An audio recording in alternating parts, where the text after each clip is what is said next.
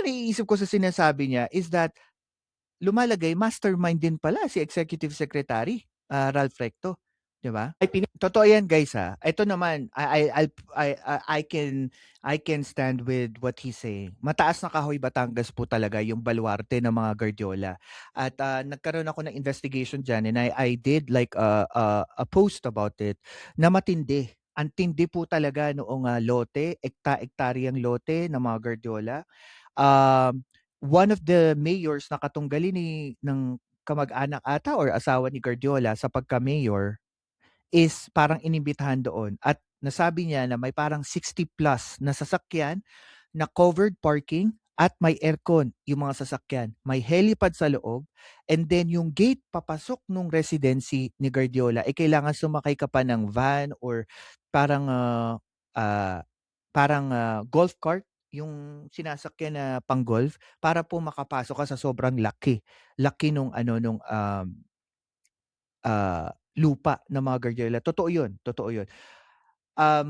'Yan, ibahagi ko lang kasi I was part last year, I was, one of the podcast na ginawa ko, I was part of like checking on investigations about Guardiola. Talagang matindi po talaga. This is true, yung sinasabi niya sa mataas na kahoy. Sabi ni Jonas kapag inireklamo sa ethics committee iyak. Kaya nga, hindi puwede sa kwento ka lang narinig, isa publiko mo na. Correct. Kaso problema nga, Jonas, sa plenary kasi kapag nagsalita sila sa pulpito, immune sila sa cases. 'Pag sinabi nila 'to sa press or sa public, makakasuhan sila. I think 'yan yung ginawa niya. pero Parang ano 'no, kung, kaalyado ka ni Leviste sa Batangas, I don't know what they're thinking after this na, privilege speech, but I think they baka siguro makaisip yung mga yun na kumalas sila dito kasi sinisira mo yung ano, political system ng Batangas. Yes, hindi naman perfect yun, di ko naman sinabing corrupt, pero the mere fact na you're alleging it, plus ikaw kasi may immunity ka and second, negosyante ka, marami kang pera, nanay mo, senador, nasa sa'yo lahat eh. Pero papaano yung mga kaalyado mo sa politika that they're trying to survive their political career and they're trying to make alliances in politics, 'di ba?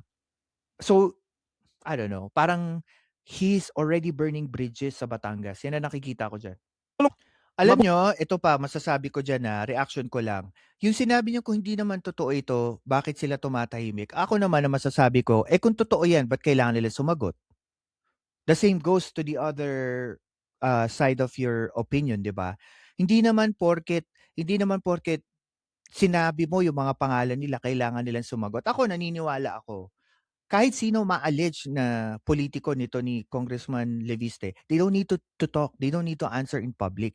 They need to find a proper place, a proper venue for the investigation to start. Kasi kung bangayan lang tayo ng bangayan sa publiko, ginagamit natin ang kapangyarihan natin para makipagbangayan sa ibang partido ng politika, unfair yun. Kasi at the end of the day, ano nakukuha natin? Is there any justice kung may totoong korupsyon? 'Di ba? Or unethical siya? Totoo ba yun na unethical siya? Totoo bang wala siyang pruweba, mga evidence? Paano natin malalaman yun kung ang pinag-uusapan natin laging social media? 'Di ba? Oh, sabi ni Jonas dito, sa mga Guardiola, no doubt ako diyan. Talagang malaking lupain 'yan. Pero ano ba ipinupunto niya? Total siya may problema niyan, siya magreklamo. Correct. That's the same thing na sinasabi ko kanina pa. At saka Jonas, it happened 2025. 2026 na. Napakatagal na. Okay, ayan dinawit niya na naman. Nagdawit na naman siya ng panibagong officer ng gobyerno, si Attorney Claire Castro. Sa akin, kung ako tatanungin, hindi naman kami close ni Attorney Claire.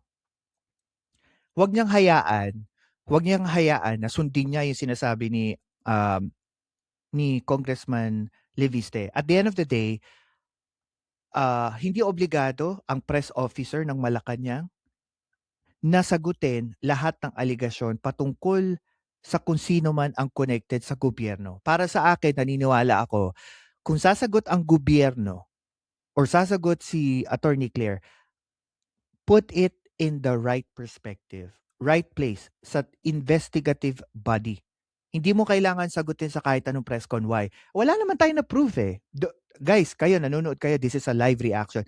Do we have any proof sa sinasabi niya? Do we even have seen any evidences na pinagsasabi niya may korupsyon, may gano'n. Wala naman, eh, 'di ba? So, bakit natin bibigyan ng halaga ito at pasasagutin pa natin yung opisyal ng gobyerno sa mga sinasabi niya, 'di ba? So, it doesn't make any sense. Ayan, 'di ba, name drop. Ako po si Banat Boy at ito ang Philcast kung saan ang katotohanan walang takot na sinasabi. Like, share, at subscribe na.